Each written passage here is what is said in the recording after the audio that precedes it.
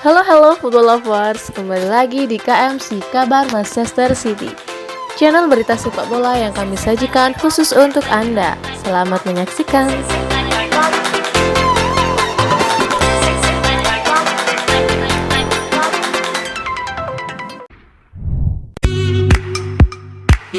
Perbedaan Pep Guardiola dan Jurgen Klopp.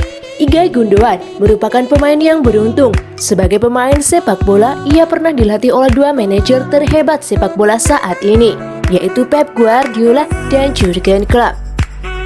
Sebelum pindah ke Manchester City, Ilkay Gundogan pernah bermain di bawah asuhan Jurgen Klopp di Borussia Dortmund. Ia membela Borussia Dortmund pada tahun 2011 dan secara resmi diboyong Man City pada tahun 2016.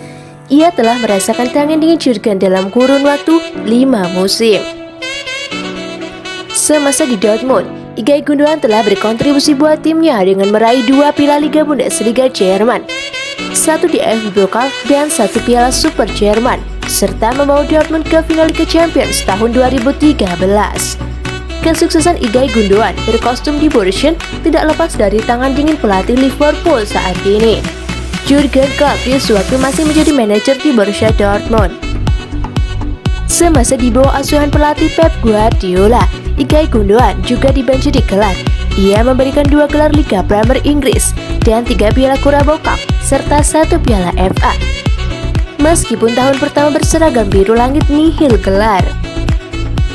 Dilansir Sky Sport, Gundogan menyebutkan 2 perbedaan antara pelatih Man City Pep Guardiola dan pelatih Liverpool Jurgen Klopp. Ya, tampaknya mudah untuk saya untuk membandingkan antara Guardiola dan Klopp, dan saya merasa secara strategi Pep lah yang terbaik. Jujur, ketika saya melihatnya sendiri dan ketika saya mendengarnya dari pemain lain yang pernah dilatih olehnya. Bagaimana Pep melihat detail semua hal yang berkaitan dengan permainan, sangat fantastis. Dan bagaimana ia menerapkannya di lapangan.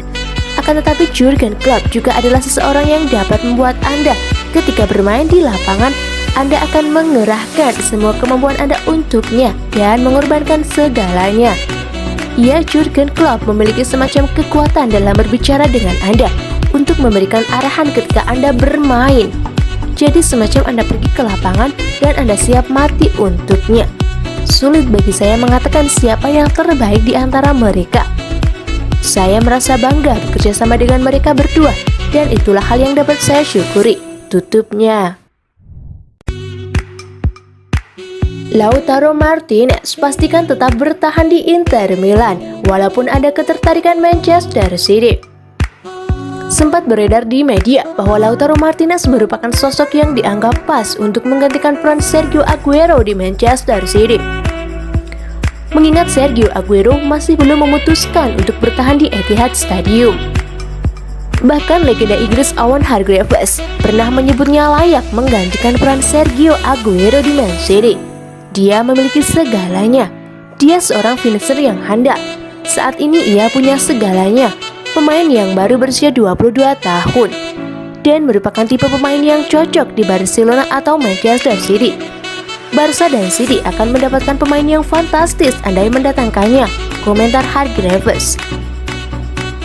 Dikutip dari TBR Sport, sang pemain baru-baru ini telah membantah untuk memutuskan bermain di kota Manchester dan memilih untuk bertahan lebih lama berada di kota Milan dalam perbincangannya di media Italia. Kepastian ini membuat Man City berpikir ulang untuk mendatangkan sang pemain. Man City saat ini telah menunjukkan minatnya pada striker kelas dunia dan tampaknya mendatangkan Lautaro Martinez akan sia-sia. Keluh kesah Phil Foden selama membela Man City. Phil Foden pada musim ini mulai rutin menjadi langganan starter di banyak pertandingan Man City, berkat kesabaran dan keuletannya dalam berlatih dan memaksimalkan semua kesempatan yang diberikan sang pelatih Pep Guardiola. Akhirnya ia mulai bangkit musim ini dan menjadi bagian skuad utama The Citizens. Phil Foden menjelma menjadi pemain inti bukanlah hal yang mudah.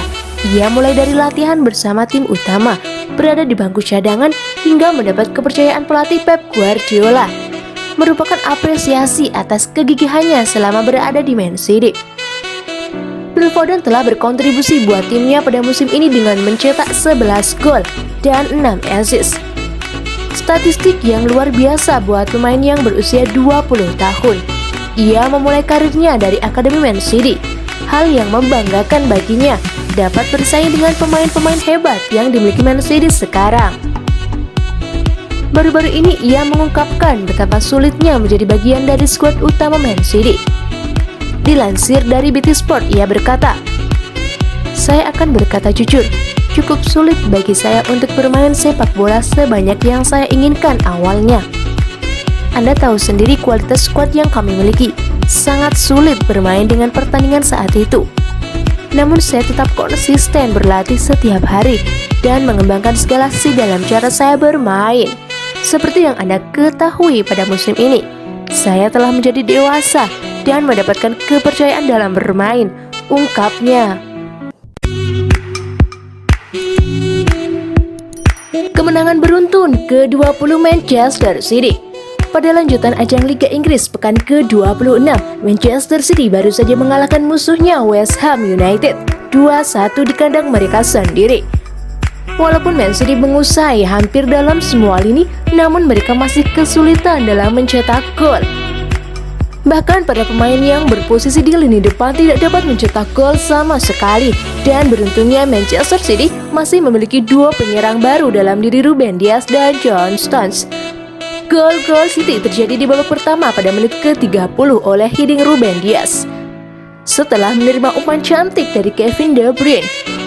Dan terjadi di babak kedua dicetak oleh John Stones lewatan sepakan keras kakinya di menit ke-68 dari assist Riyad Mahrez.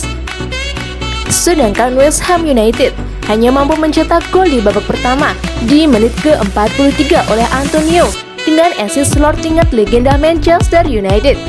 Di penghujung laga, Man City hampir saja kebobolan karena kurang konsentrasi di menit-menit terakhir dan lebih banyak diserang oleh tim lawan. Kemenangan ini memastikan The Citizens tetap duduk aman di singgasana dan meninggalkan Manchester United di peringkat kedua dengan selisih 13 poin. Walaupun setan merah masih menyisakan satu laga. Pucuk-pucuk dingin. Krrr. Man City dalam keberuntungan. Kemenangan Man City atas West Ham United di laga Inggris pekan ke-26 tidak membuat Pep Guardiola puas diri dalam membenahi permainan timnya. Meskipun Manchester City memenangi laga ini, tampaknya tidak membuat manajer Pep Guardiola untuk tidak mengkritik timnya sendiri. Ia merasa Man City pada pertandingan ini memenangi laga hanya melalui keberuntungan.